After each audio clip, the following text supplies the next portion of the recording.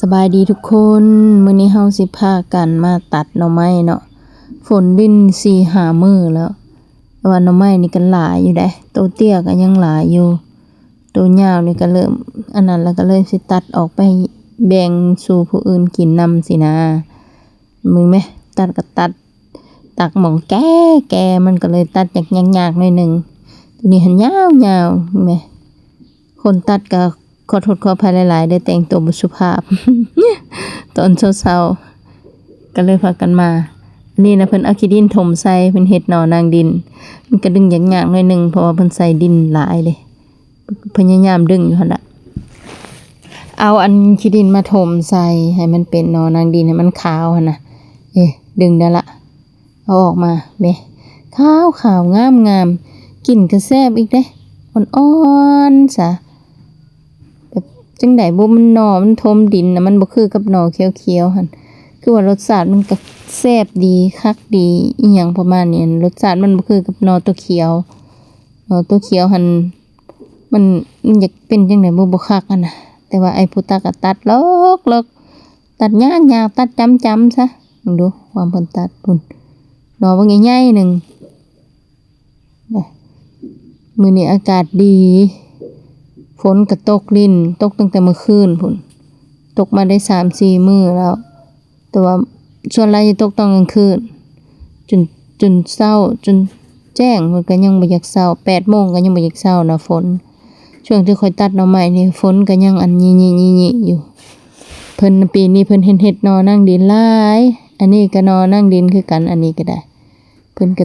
เอาอันนั้นมาฝังไว้เรียบร้อยข้อยว่าเอาเสียมซับเอาบ่ข้อยคิดว่ามันสิเตี้ยนะพอเพิ่นเปิดคู่ออกมาเขาก็เพิ่นเปิดมันผัดยาวแม่บางงามๆนึงมันแบบว่ามันยาวนะเพราะว่าเราถมไว้หลายมื้อแล้วเราถมแล้วเราก็หาแนวมาคุมไว้แล้วเพิ่นก็ตัดจวดเข้าไปอันตัดหันบอนตัดหันบ่ฮักอยู่ไปฮักบอนบ่ตัด แต่ว่านอนงามขาวปีนี้ได้กินนอหลายแต่ว่าถึงว่าบ่มีฝนหันก็บ่ค่อยหลายปานใดแต่ว่านอออกหลายปีนี้ได้กินหลายรุ่นหลายเทื่อล่ะเสียดายเด้เหงามันก็ยังโอเคอยู่ก็เลยยังเอามาอีกยังมี2 ดวงอยู่ข้างๆหั่นอีกดวงนึงนั่นเพิ่นก็กำลังสิตัดที่แหละเขาว่าให้เอาเสียมซับเข้าไปแล้วมันบ่คัก เพิ่นก็เลยเอามีดจิ้มคือเก่าเอามีดตัดเอาคือเก่ามันจะง่ายว่ามื้อนี้หันตัดยอมรับว่าได้หลายดวงขนาดเลยได้ถ้าว่าตัดมาหลายนี่สิเฮ็ดหยังกินตัดไปให้ผู้อื่นเพิ่นแบ่งปันกันกินหลายคนซะดะบ่ได้ค่าได้ขายดอกมีหลายก็ไปแบ่งพี่น้องก็หลายคน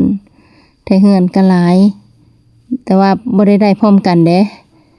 สมมุติเฮาตัดรอบนี้จัก 2-3 ดวงแล้วก็รอบหน้าอีกสิเด้อันนี้ก็นอนนั่งดินคือกันเพิ่นเฮ็ดไว้เพิ่นก็ตัดเอาเพิ่นสิเอาไปให้พ่อแม่อยู่เฮือนแน่แล้วก็ให้น้องสาวแน่ปันกันกินสิเด้ป่าโล่งก็ดนๆแบบว่าถ้าฮอบได้ใหญ่ก็ปันกันอีหยังประมาณนี้นะบ่ได้ค่อย2 คนผัวเมียก็บ่ได้กินเอาแท้เอาว่าดอก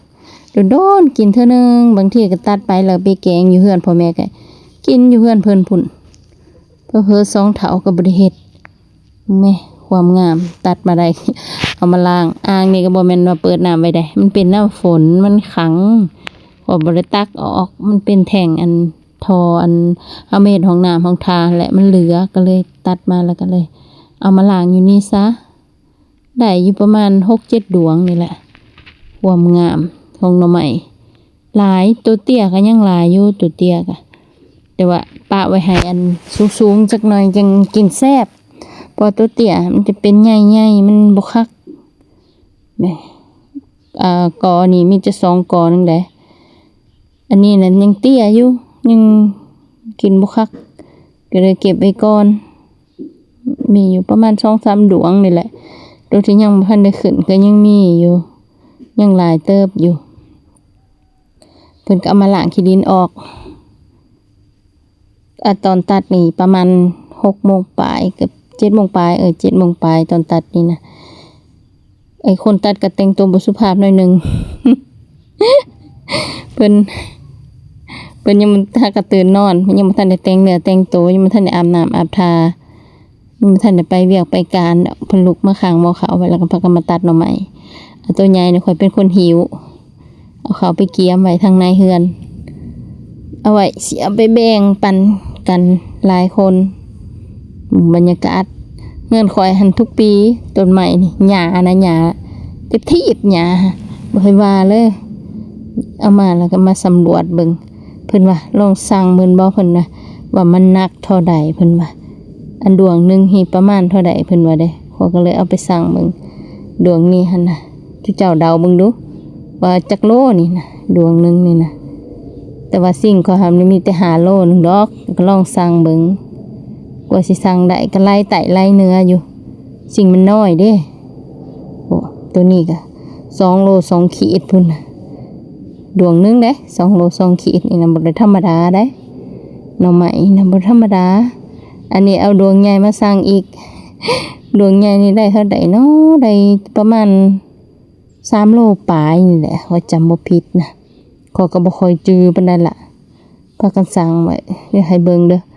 ดวงนี้มันแก่แน่มันมีหางมันนี่มันก็เลยใหญ่ดิ3โล8พุ่นบ่ได้ธรรมดาเด้นี่นะเกือบ4โลนี่นะข่อยอันต้มไว้หั่น 2-3 ดวงข่อยต้มไว้ข่อยนอนนั่งดินเอาไปให้ผู้อื่นแล้วก็ตัวเองก็ต้มไว้2ดวงบ่2ดวงนี่แหละเดี๋ยวข่อยสิพาไปเบิ่งสวนข่อยเด้อข่อยปลูกมักซาลีอยู่เทิงเฮือนปีนี้นั่นตั้งเสาป้าไว้แล้วก็ปลูกมักซาลีปลูกหมกบวบงามได้ปีนี้นะถือว่าแต่ว่ามักซาลีนี่ต้มบุ้งหลายบ่ฮู้สิได้กินบ่จุเจ้าเอ้ยบุ้งกินเอาแท้เอาว่ามามันก็เป็นหลายอยู่แต่ว่าบุ้งกินหลายฝากกดแชร์กดไลค์นี่เด้อฝากติดตามนี่เด้อมื้อนี้ขอยพามาเบิ่งการตัดหน่อไม้แล้วก็มาเบิ่งสวนสาลีเบิ่งธรรมชาติบ้านข่อยเดี๋ยวหอบหน้าข่อยไปหาหน่อไม้